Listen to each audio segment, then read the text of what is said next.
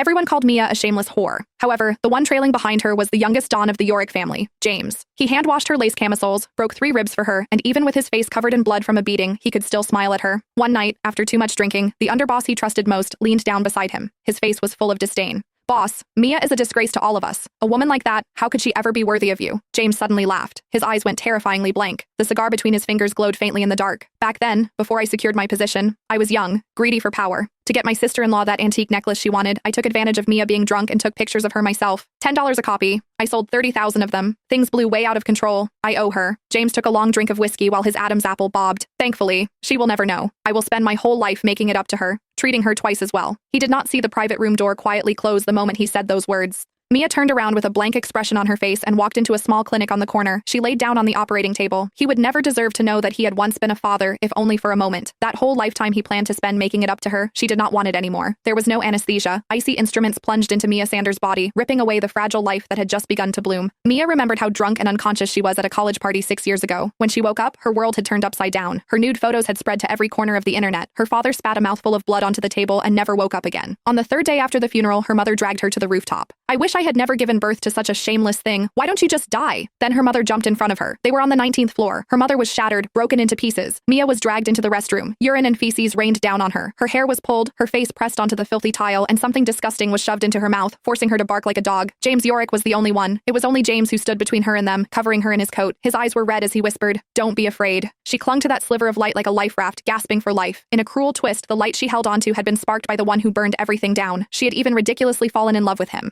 Mia forced herself upright and dialed a number. "Mr. Thompson, this is Mia. I have carefully considered the overseas position you mentioned before, and I've decided to accept it." The voice on the other end sounded surprised, then hesitant for a moment. "Mia, your abilities are beyond doubt, but will your husband, Don Yorick, allow you to leave?" She cut him off. Her voice was flat and unshaken. "We will get a divorce." When James returned home, Mia was curled in the corner of the sofa. Her face was as pale as paper. He took off his coat, carrying the chill of the night with him, and approached her with furrowed brows. When his hand touched her icy ankle, he immediately wrapped her entire body in his suit and lifted her into his arms. He did not kneel. He just sat beside her, pressing her frozen feet against his chest and arms, warming them with his body heat. "Why can't you ever take care of yourself?" His voice was low and unreadable, betraying no emotion, yet his fingertips traced the top of her foot slowly. It was a touch that carried undeniable control. Mia, looking at his hollow tenderness, felt nothing but disgust, her stomach churning as though it might make her sick. She instinctively swung a hand, almost gagging as she struck him. The sharp smack left them both frozen for a moment. James quickly came back to his senses, pressing her reddened palm to his lips, blowing softly. "Babe, what did I do?" His heated fingertips traced up her calf, cupping the curve of her rounded hip. His Adam's apple rolled as lust darkened his gaze. "Or is it because we haven't been intimate in so long that you want to do it this way?" Click. The sound of a key turning in the door lock